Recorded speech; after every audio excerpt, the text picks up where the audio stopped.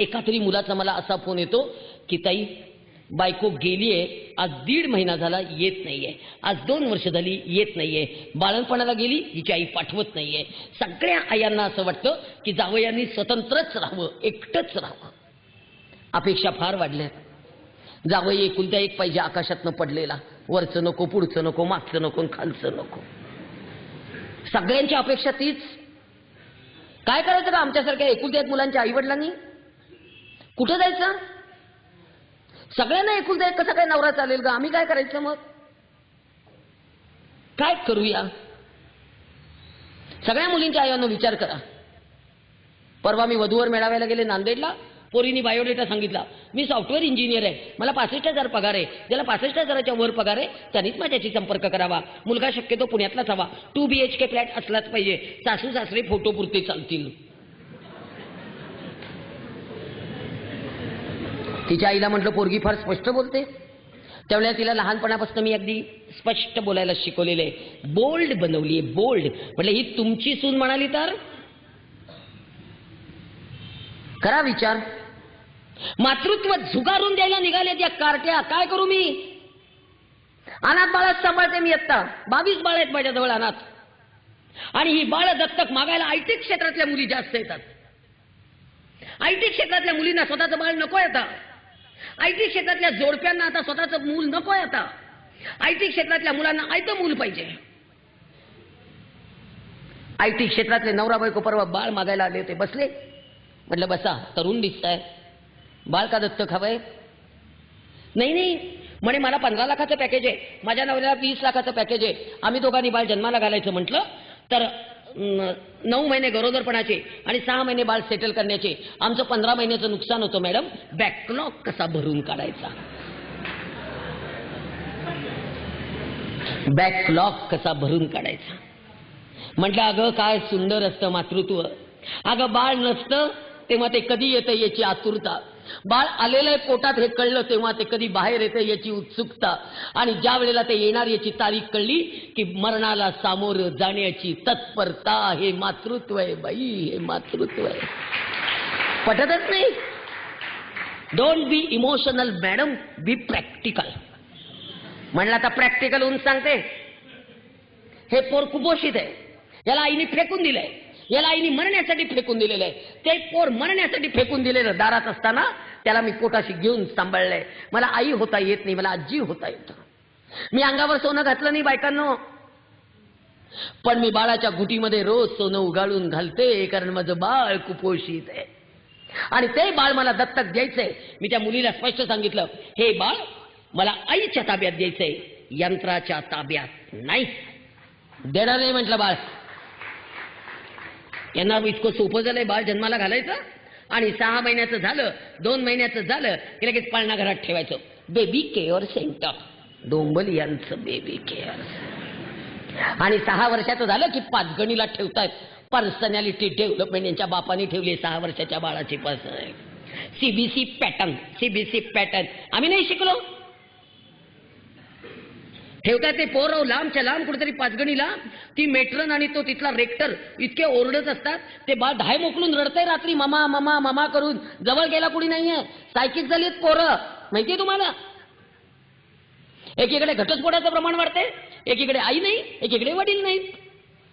सगळ्या आया सांगतात मी शिकलेली आहे, मी आर्थिक क्षमता आहे, मी माझं पोर कसंही सांभाळीन, त्याला देणार नाही. त्याला वडील नको. आणि सगळ्या वडिलांनो, लग्न झालेली पोरगी ठेवून घेताना 4 वेळा विचार करा की त्याला वडील नकोत का त्या बाळाला. बालवाडीवर पाट्या लिहिलेल्या आहेत, वडिलांकडे राहणाऱ्या मुलांना आईने भेटू नये, आईकडे राहणाऱ्या मुलांना वडिलांनी भेटू नये. काय करायचं त्या लेकरांनी? सगळी निरागस बाळं एकटी येत असतात, सगळी निरागस बाळं सायकिक झाली आता. परवा राजेशजी जैन यांची एक छान फिल्म बघितली, पप्पा तुम कहां हो. सगळ्या बायकांना मी बजावून सांगते तुम्हाला, मांडीवर घेऊन थोपटायला आई असावी लागते, पण खांद्यावर घेऊन थोपटायला वडील असा वेच लागतात. हे वडील पाहिजेत. तुम्हाला माहेरी गेल्यानंतर बैठकीच्या खोलीत वडील नकोत. तुम्हाला तुमचे वडील पाहिजे, तर लेकराला नकोत. काय ते इगो, काय ते डोकं, काय जिथे अन्याय होता तिथे जा ना ग निघून. हल्ली एक नवीनच फॅट निघाले हो.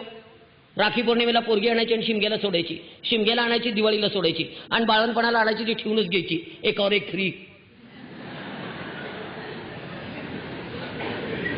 फार आगाऊ झालंय. एक बँकेतला अधिकारी मुलगा आहे, 90,000 पगार आहे. अगं त्याच्या आईने तो 4 वर्षाचा असताना त्याचे वडील वारले.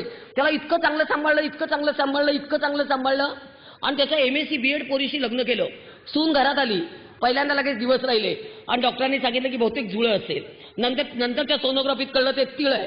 पोरीला बेडरेस्ट सुरू झाली, सासूने बेडरेस्ट काढली, प्रवास करायचा नव्हता, आणि हिची आई बाळंतीण ती पोरगी झाली, तिळ झालं, आणि डोकं बडवत आली.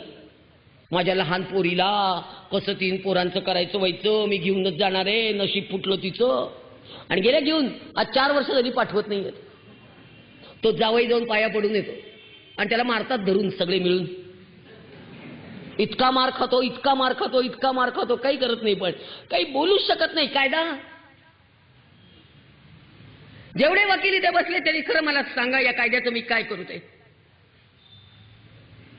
खरंच तुम्ही सांगा. इतकं एक कुटुंब व्यवस्थेला इतके धक्केच नसता, पोरं निरागस वेगळी, काय करावं मला काही कळेना बाबा. एकीकडे वृद्धाश्रमांची संख्या वाढतीये आणि एकीकडे निरागस पोरं अनाथ आश्रमात. काय करायचं ना. मुलींच्या आयांनो जरा विचार करा ग. आता परवा मुलीचे वडील आले, मला म्हणतायत विदाऊट किचन घर असेल असाच जावई आम्हाला हवाय. म्हटलं असा जावई विदाऊट किचन घर असेल असा. बर म्हटलं मग फुटपाथवरचा देऊ का.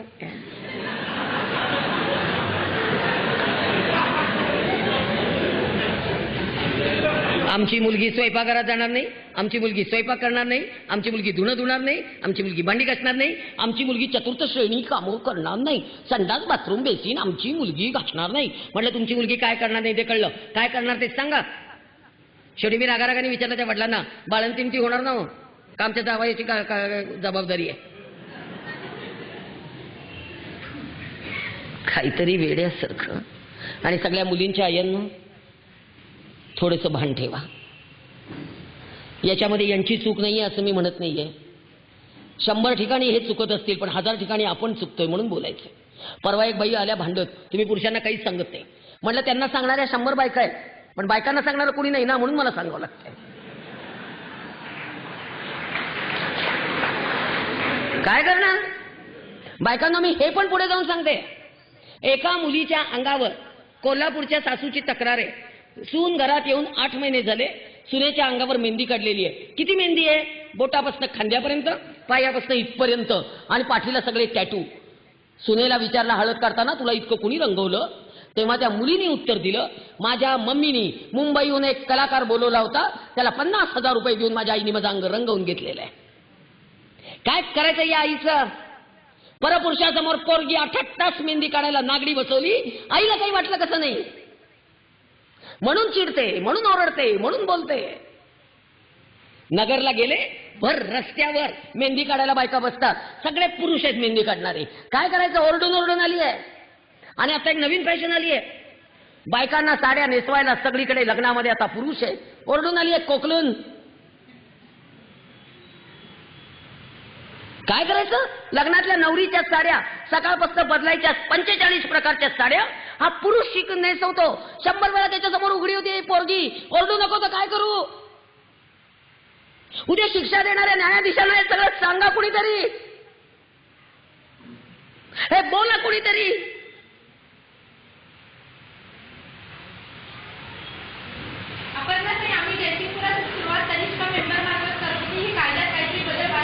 नक्कीच व्हायला पाहिजे, नाहीतर आम्हाला काय करायचं प्रश्न आहे.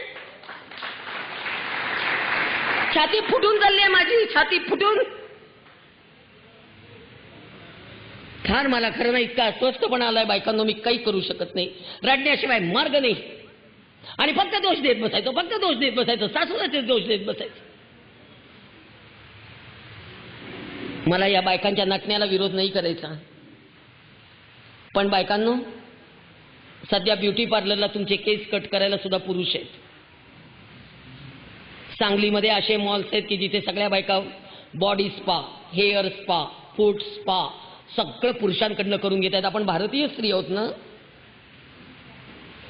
या सगळ्याचा विचार कुणी करायचा? फक्त एकट्या मी. आणि मग माझ्यावर ऑर्थोडॉक्सचे शिक्के मारले जातात. मारू देत, काही बिघडत नाही. पण मी माझ्या नवऱ्याशिवाय कुठल्याही परक्या पुरुषाला माझ्या अंगाला हात लावून दिलेला नाही. हे माझं पातिव्रत्य आहे आणि हे माझं सतीत्व आहे आणि ते मी मानले. बाकी मी ऑर्थोडॉक्स असले तरी मला चालेल. त्यामुळे करूया विचार. आणि सगळ्यात एक आणखीन एक महत्वाचं नातं सांगता सांगता राहून जाईल. जावाजावांचं. छान वागा बाई. आणि सगळ्या सासवांनो, 2 सुनांमध्ये पक्षपात करू नका. एक जवळची आणि एक लांबची. पक्षपात जरा करणं बंद करा. आणि जावाजावांनो, बहिणींसारख्या राहा. आणि सगळ्या नंदांनो, भावजाईच्या संसारात ढवळाढवळ करायला जाऊ नका. तो नवीन एक कायदा आला ना, आणखीन डोक्याला ताप. वडिलांच्या इस्टेटीत समान अधिकार. वडील गेल्याच्या 8व्या दिवशी येत आहेत कार्ट्या. वडील गेले, आता भावाकडे इस्टेट मागते. ज्या बहिणींची परिस्थिती चांगली आहे त्यांनी भावाकडे इस्टेट मागायला धावाधाव करायची नाही. आणि ज्या भावांची परिस्थिती चांगली आहे त्यांनी बहिणीला दिल्याशिवाय राहायचं नाही. काही वकिलांकडे जायची गरज नाहीये मधल्यामध्ये. काही गरज नाही. मामा संपवला हो या कायद्याने. तुम्हाला कळत नाहीये पण हा कायद्याने मामा संपवला. काल भाऊ आला सपनात, आज आला दर्पणात आणि म्हणाला ववाळ निघालायला कधी येऊ गवी तुला तामणात. तो भाऊ 8व्या दिवशी कोर्टाच्या पिंजऱ्यात. सगळी नाती संपवली या कायद्याने.